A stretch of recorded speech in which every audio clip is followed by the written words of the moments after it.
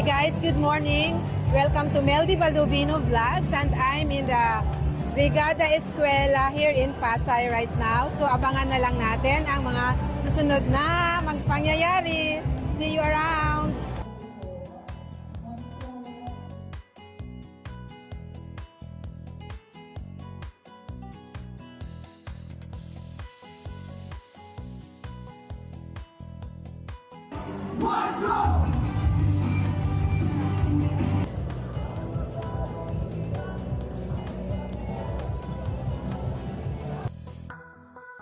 To my vlog!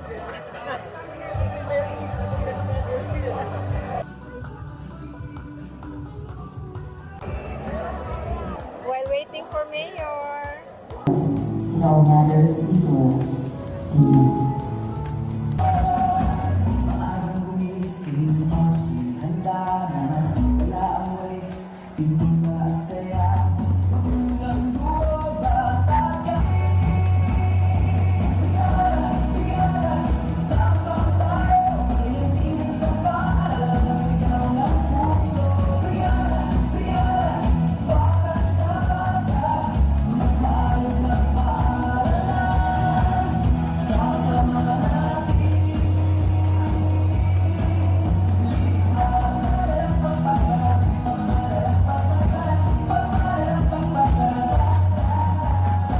May nag-aayos, may naglinis, may nagpupunas, may nagpintura. Lalo na po sa mga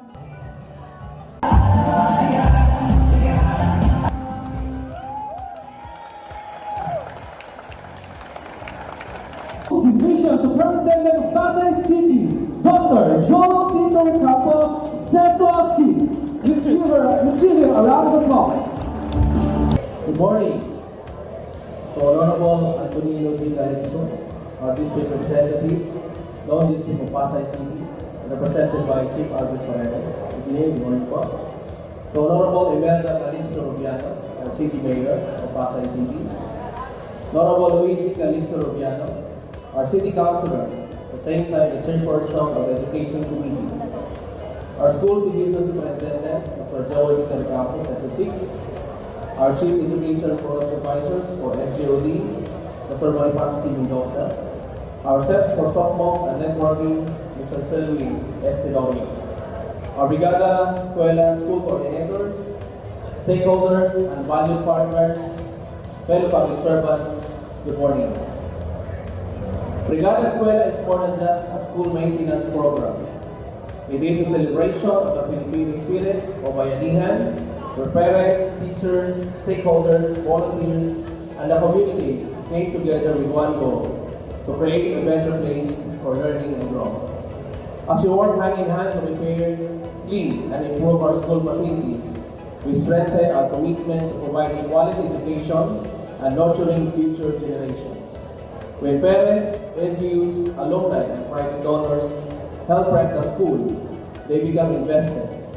Studies from DepEd and UNICEF shows schools with strong Brigada Escuela participation have lower dropout rates and higher parent engagement during the actual school year. People protect what they help give.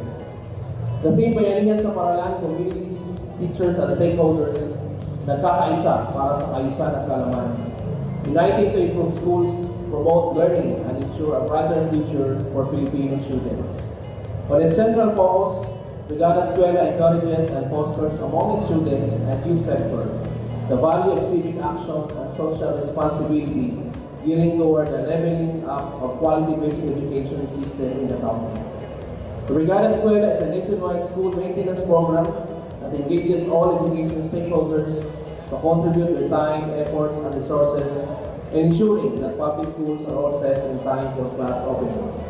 It is a 6-day event where local communities, parents, alumni, and civic groups, local businesses, and non-governmental organizations, private individuals, and even teachers and students volunteer their time and skills for the conduct of clean-ups, minor to medium repairs, and maintenance work in classrooms and within the school sites. Psychologically, it matters students and teachers walking into clean, functional rooms on day one. They feel valued, It signals handa kami sa inyo. The moral boost impacts the attendance and motivation. The bottom line, Brigada Eskwela isn't just about paint and rules.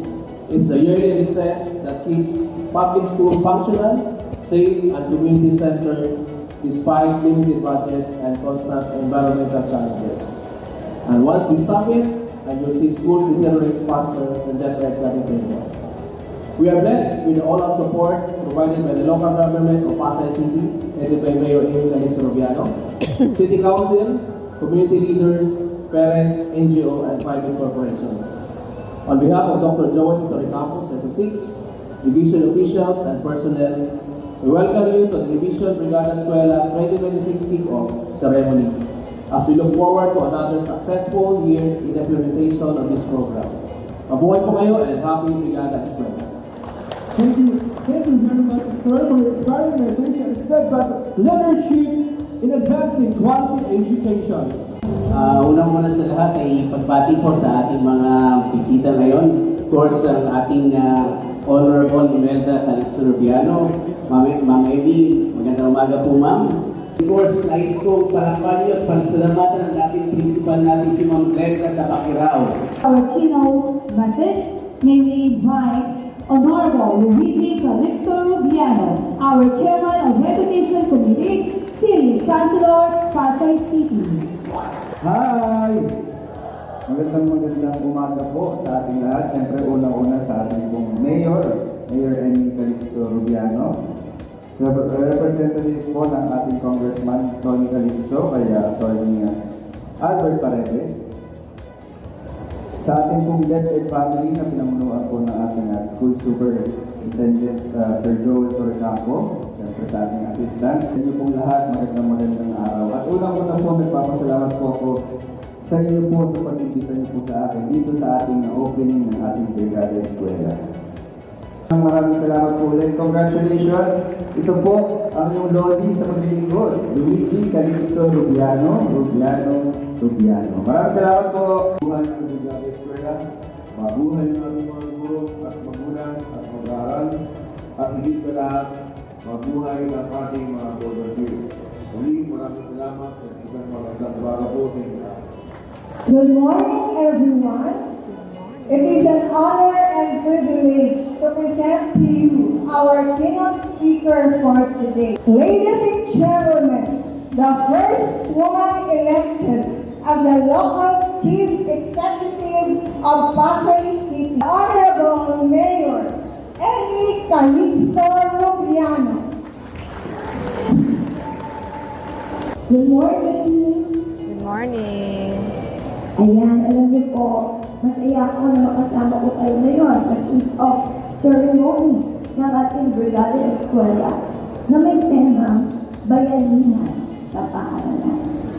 Nagkakaisa para sa kaayusan at kaalaman. At theme so special as it highlights 4 words na sana maisa puso natin lahat.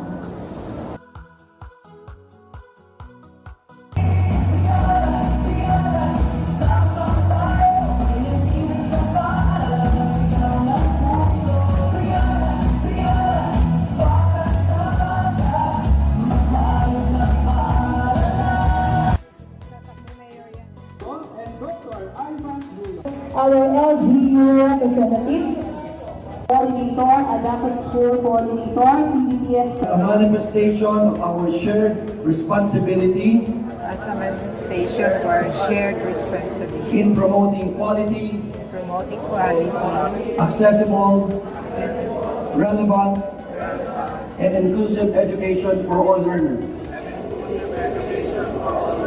Anchored on the vision and mission anchored in the mission of the Department of Education, Department of Education. we pledge our unwavering support to the programs, To the programs, projects, projects, and initiatives and that nurture safe, that nurture safe, learner-centered, learner-centered, and conducive learning environments and conducive learning environments where every Pasayenyo where every Pasayan can reach their full potential reach their full potential and become empowered, and become empowered, values-driven, and productive citizens.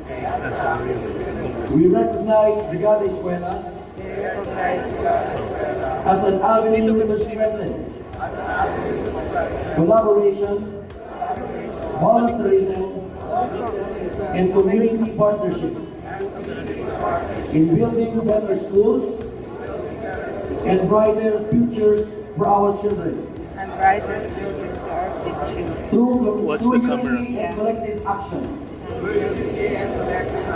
We dedicate our time, Dedicate our time, effort, effort, and resources to ensure that our schools remain responsive to the together.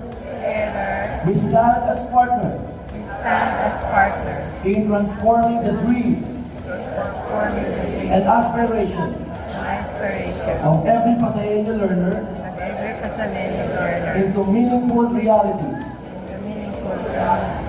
May God continue to guide and bless us all. May God continue to guide and bless us all. Ayan, maraming salamat. City Mayor Honorable Luna Rubiano. Okay, palakpakan natin ang ating moral commitment. Into actions and promises became our shared visions. Mula sa aming super dito.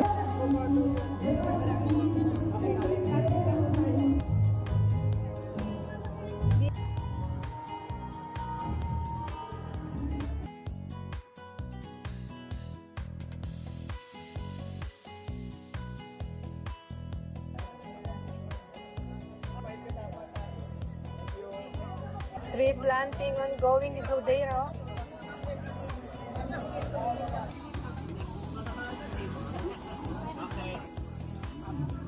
Thank you. Ganda ng look.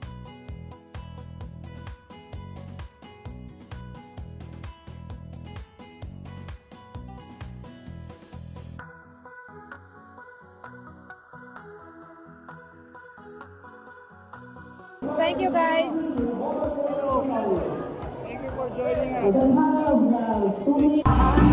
So ayan, kakatapos lang ng brigada dito sa Pasay. Ayan, maraming salamat kasi well attended talaga itong brigada na to.